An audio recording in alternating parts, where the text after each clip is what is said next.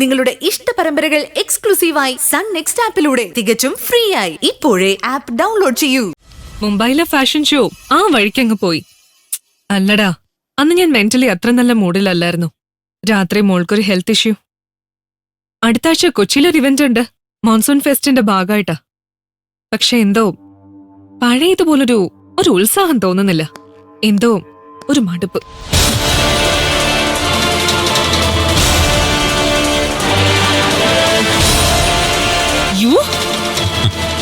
Baby, തൽക്കാലം offline മുടി മതി. നിനക്ക് എന്താടാ ഇവിടെ കാര്യം? എനിക്കിവിടല്ലേ ചക്കരെ കാര്യം. ഞാൻ പലതവണ പറഞ്ഞ കാര്യങ്ങൾ, പലതവണ ഞാൻ ആവശ്യപ്പെട്ട കാര്യങ്ങൾ ഒന്നും നീ ചെയ്യുന്നില്ല.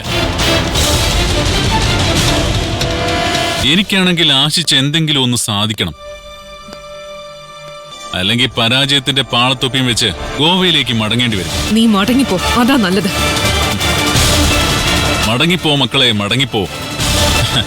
ചന്തുവിനെ തോൽപ്പിക്കാൻ, സോറി അക്ഷരെ തോൽപ്പിക്കാൻ നിനക്കാവില്ല മക്കളെ. ഈ കളിയിൽ ചന്തു ഞാൻ. ഒരു കുഞ്ഞിരാമന് വേണ്ടി എന്നെ ഉപേക്ഷിച്ച ഉണ്ണിയാർച്ച നീയും. ആരാരെയാണ് ചതിച്ചതെന്ന് കാലത്തിനറിയാം.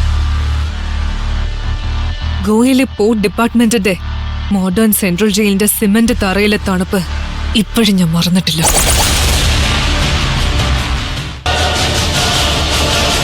അക്ഷരയെ സംബന്ധിച്ച് ആ സിമന്റ് തറയുടെ തണുപ്പ് മോർച്ചറിയുടെ തണുപ്പായിരുന്നു. പോസ്റ്റ്മോർട്ടം ടേബിളിൽ ഊഴം കാത്തു കിടന്ന ഒരു മൃതശരീരം. ജീവിതത്തിലെ എല്ലാ സ്വപ്നങ്ങളും ചതിയുടെ ഇടിമിന്നലേറ്റ് കരിഞ്ഞു പോയവള്. Cool baby cool. സംഭവിച്ചത് സംഭവിച്ചു. ജാതകത്തിൽ ഗുളികനും രാഹുവൊക്കെ വഴിയിൽ കാത്തു നിൽക്കും. ദേശാസന്ധികളുണ്ടാവും, അത് സ്വാഭാവികം. ആയിക്കോട്ടെ, പക്ഷെ പുതിയ പുതിയ ആവശ്യങ്ങളും ഡിമാൻഡുകളും കെണികളുമായി എന്റെ പിന്നാലെ വരണ്ട. വരും, വന്നിരിക്കും. പ്രതികാരത്തിന്റെ ദൈവമാവിശാൽ ചിറകുമുളച്ച പാമ്പ്. എന്നോട് പ്രതികാരം ചെയ്യാൻ ഞാൻ നിന്നോട് എന്ത് തെറ്റാ ചെയ്തേ? നീ അല്ലെങ്കിൽ നിന്റെ അച്ഛൻ. പാതി രാജ്യവും രാജകുമാരിയും സ്വന്തമാക്കിയേ വിശാൽ ഇവിടുന്ന് മടങ്ങും. മാഡം, HR-ൽ നിന്ന് പ്രിയ മാം പറഞ്ഞിട്ട് വന്നതാ. എന്താ? എന്തോ പേപ്പറുകൾ മാഡം നോക്കണമെന്ന്. ഞാൻ വരാം, നീ ചെല്ല്. അല്ല മാഡം. മാഡം വരും മാലാവക്കുട്ടി, മോള് ചെല്ലേ. ഇവിടെ ഞങ്ങൾക്ക് ഇത്തിരി കൂടെ സംസാരിക്കാനുണ്ട്. ഓക്കെ, ഞാൻ വരാം. ശരി മാം. ആ ദേ, ഞാൻ പറഞ്ഞു നീ കേട്ടല്ലോ. മിനിമം പാതി രാജ്യം കൊണ്ട് ഞാൻ കുതിരപ്പുറത്ത് മടങ്ങും. പക്ഷേ പോകുന്നതിന് മുമ്പ് നിന്റെ ഡാഡിയുടെ കുഴിമാടത്തിന് മീതെ എന്റെ തുകൽ ചെരുപ്പിന്റെ പാടുകൾ കാണും. എന്റെ പകയുടെ അടയാളം.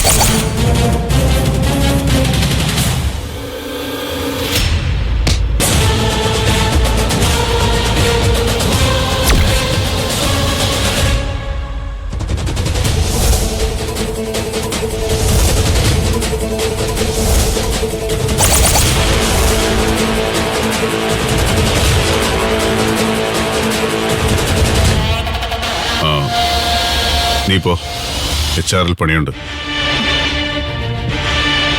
പോവാൻ.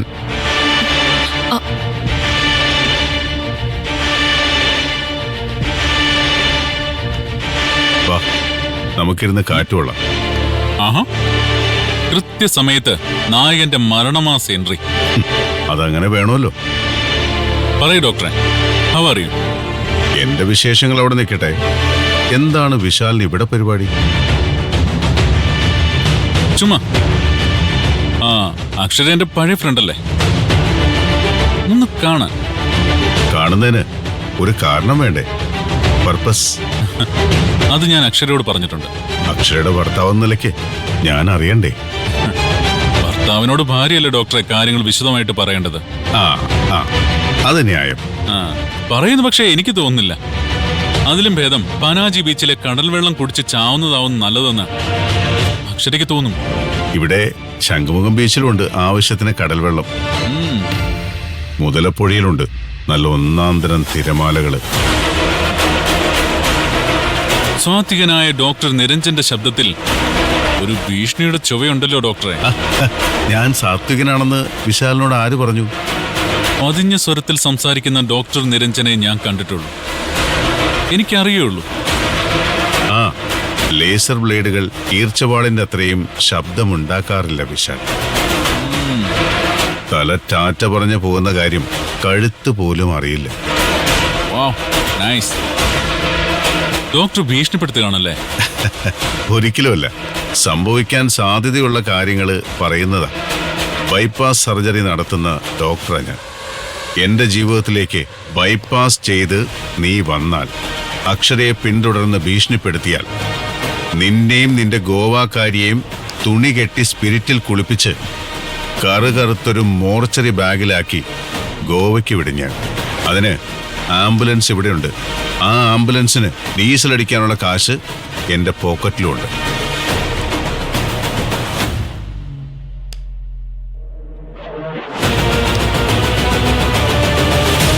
നിന്നെ ഇനി മേലിൽ ഈ കോമ്പൗണ്ടിൽ കണ്ടുപോകരുത്. Get out.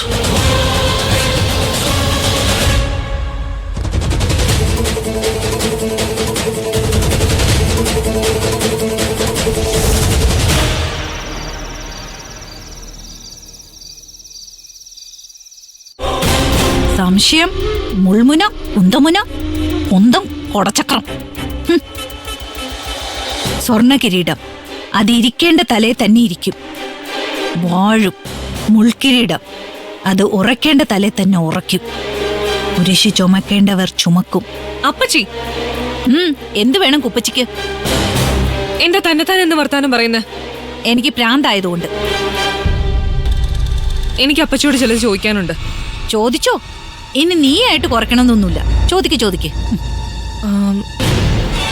അത് അപ്പച്ചി, എന്റെ അമ്മ എങ്ങനെയായിരുന്നു? മായമയോ? ഓ, സ്വർണ്ണ കിരീടവും പട്ട് സാരിയും നാഗപട മാലയും മാങ്ങാ മാലയും ഔഠ്യാണവും കയ്യിൽ ത്രിശൂലവും തലയ്ക്കു ചുറ്റും പ്രഭാവലയും. പോരെ? അപ്പച്ചി കളിയാക്കിയതല്ലേ? അല്ല, സത്യം. 10-12 വയസ്സുവരെ നീ കണ്ടതല്ലേ മായമ്മേ? പിന്നെന്താ പെട്ടെന്നൊരു ചോദ്യം? ഏതോ ഒരു അപ്പാവി കേസിന്റെ മകളായിരുന്നു ഈ മായമ്മ. ചുമച്ചു കൊരച്ച് ചോര തുപ്പി വന്ന അച്ഛന്റെ കൂടെ കൂട്ടുവന്ന ഒരു പെണ്ണ്. അന്ന് അക്ഷരാശുപത്രി ഇല്ല, ചെറിയൊരു ക്ലിനിക്. നിന്റെ ഡാഡി ഹൗസ് സർജൻസി കഴിഞ്ഞ് പ്രാക്ടീസ് തുടങ്ങിയ കാലം. ഉദാരമതിയായ നിന്റെ ഡാഡി അന്നേ തന്തയും മകളെ അങ്ങ് ഏറ്റെടുത്തു. താമസിയാതെ തന്ത വടിയായി. മോളെ അങ്ങ് ജയശങ്കർ ഡോക്ടർ ഏറ്റെടുത്തു. മായമ്മയുടെ വരവിന് ശേഷമാണ് അക്ഷര ആശുപത്രി ഈ നിലയിലെത്തിയെന്നാ പറയപ്പെടുന്നത്. ഇന്ത്യയിലെ ആദ്യത്തെ ഹൃദയമാറ്റ ശസ്ത്രക്രിയ നടത്തുന്ന സർജനായി ഡോക്ടർ ജയശങ്കർ മാറുകയും ചെയ്തു. എന്നിട്ടും ചികിത്സ കിട്ടാതെ എന്റെ അമ്മ മരിച്ചല്ലോ. കൊല്ലുന്നവർക്ക് ആരെങ്കിലും ചികിത്സ കൊടുക്കോ കൊച്ചേ? അപ്പച്ചി, നിന്റെ സംശയങ്ങളും നീ കാണുന്ന സ്വപ്നങ്ങളും സത്യമാണെന്നാണ് എനിക്ക് തോന്നുന്നത്. കുളിമറിയിൽ തെന്നി വീണ് മായമ്മ മരിച്ചെന്നും ഞാൻ വിശ്വസിക്കുന്നില്ല. പിന്നെ എന്തോ അരുതാത്തത് നടന്നിട്ടുണ്ട്. അതെങ്ങനെ അറിയും? 10-15 വർഷം മുമ്പത്തെ കാര്യല്ലേ? നീ പോയി നിന്റെ ഡാഡിയോട് ചോദിക്ക. നിന്റെ ഡാഡി അറിയാതെ ഒന്നും സംഭവിക്കില്ല.